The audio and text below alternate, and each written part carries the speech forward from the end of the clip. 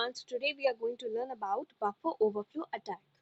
A buffer is a temporary area for data storage. Buffer क्या होता है? Temporary area होता है डाटा को स्टोर करने के लिए.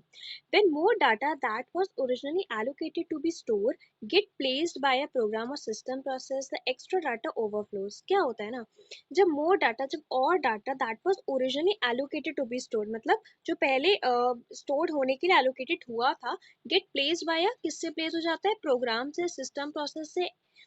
ठीक, तो क्या होता है कि एक्स्ट्रा डाटा हो जाता है ओवरफ्लो, बाहर निकल जाता है. एक चीज होती है ना, लाइक किसी यूटेंसिल में अगर बहुत ज्यादा पानी भर दो, उसकी कैपेसिटी बहुत कम हो, तो वो उतना होल्ड नहीं कर पाएगा, बहने लगेगा, तो वो ओवरफ्लो ही हो गया इसमें मेमोरी के रिस्पेक्ट में. It causes some of that data to leak out. इसमें क्या हो जाता है कि डाटा जो होता है वो लीक आउट हो जाता है इनटू अदर बफर्स, और ज्यादा और सारे बफर्स में ही हो जाता है leak out, which can corrupt और ओवरराइट. ये क्या करप्ट कर सकता है? ओवरराइट कर सकता है whatever data they're holding. जो भी डाटा वो होल्ड कर रहे हैं उसको खराब कर देना, बट वही सब चीज है कि क्वालिटी वैसी ना रह जाए.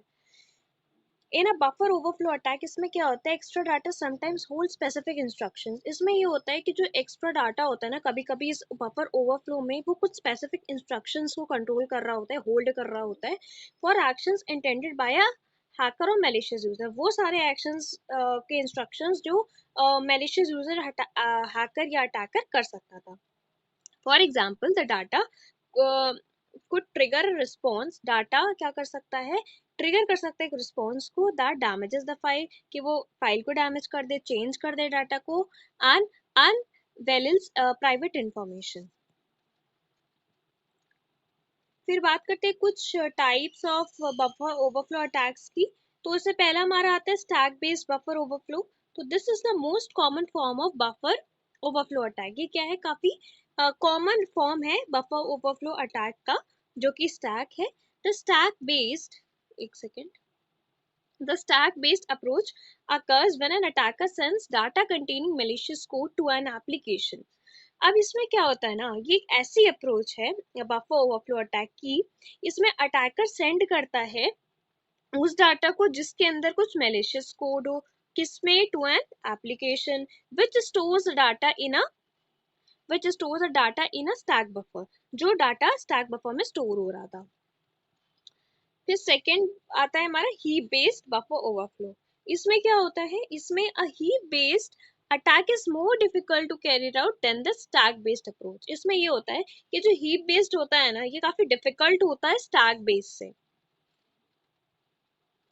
फिर बात करते हैं, it involves the attack flooding a program's memory space beyond the memory it uses for current run time operation. जिसमें क्या होता है ना, इट इन्वॉल्व्स अटैक, ये ऐसा अटैक है जो इन्वॉल्व करता है फ्लडिंग अ प्रोग्राम्स मेमोरी को फ्लड कर दें. जैसे फ्लड्स आता है ना, बहुत सारा पानी आ जाना, तो उसकी वजह से चीजें खराब हो जाती हैं.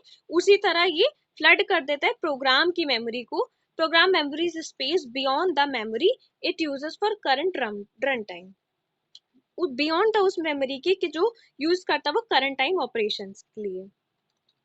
फिर आता है हमारा फॉर्मेट स्ट्रिंग अटैक. इसमें क्या होता है ना, इसमें a format string exploit takes place when an application process input data as a command और does not validate input data effectively. इसमें ये होता है कि फॉर्मेट स्ट्रिंग जो एक्सप्लॉइट करता है, क्या टेक्स प्लेस करता है? ये लेता है एप्लीकेशन प्रोसेस को जो इनपुट करता है डाटा को एज अ कमांड लेता है, और does not validate input data effectively. इसमें क्या करता है? लेता तो है बट ये वैलिडेट नहीं करता है इनपुट डाटा को सही से. फिर आता है दिस अनेबल्स द अटैकर. ये अनेबल करता है अटैकर को कि वह एग्जीक्यूट कर पाए कोड को, रीड कर पाए डाटा जो कि स्टैक में है, और segmentation faults in the application. तो आज के लिए इतना ही. आई होप आप लोग को समझ में आया होगा. मिलते हैं नेक्स्ट वीडियो में.